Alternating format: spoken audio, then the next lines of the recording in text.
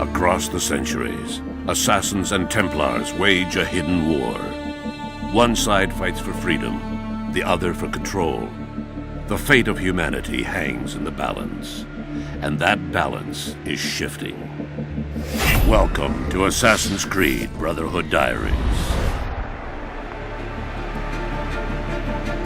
Assassin's Creed is about a grand battle between Templars and Assassins that is hidden behind the scenes of history. The Assassins are a force dedicated to maintaining and protecting our free will.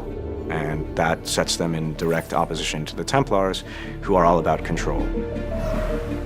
It's a very, very interesting universe where we have many levels of depth and many angles to explore. It's a totally immersive game where you get to relive amazing experience in a strong historical context. With Assassin's Creed, the fans are very important to us, and we know how many people are out there waiting for the next installment and are excited to see what's going to happen. So it's important on the story side that we deliver new twists, new turns, and that we continue the narrative the way we had begun. Assassin's Creed 1, as most of people know, was set in the Third Crusades during the 12th century. Assassin's Creed 2 was set in the Renaissance. This time around, we are going to focus especially on the city of Rome itself and on the life of Ezio, the second part of his life where he decides to build a new order, which we call the Assassin's Brotherhood.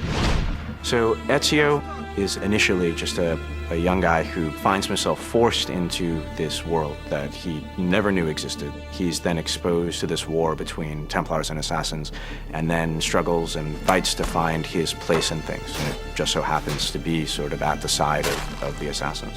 Assassin's Creed Brotherhood is a little bit like a new season of a great TV show.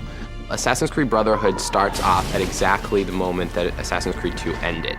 So, when we made Assassin's Creed 2, we understood that Ezio's story was more epic than anything we could tell with one game. And this time around, what we wanted to give the players is the fantasy of being leader of an assassin order.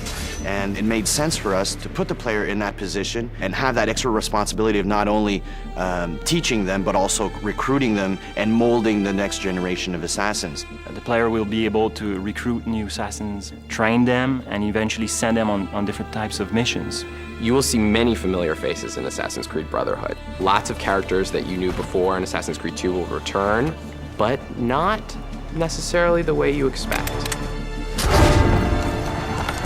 Now, Ezio is much older, he's wiser, and he's about to become a leader of the Assassin Order, and he'll need to prove that he truly can lead.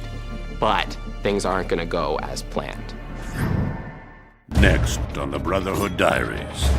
We're introducing a fresh and unique multiplayer experience, so that's the first time we are doing that for the Assassin's Creed franchise. In Assassin's Creed Brotherhood, the player is going to get to actually create the Renaissance in Rome.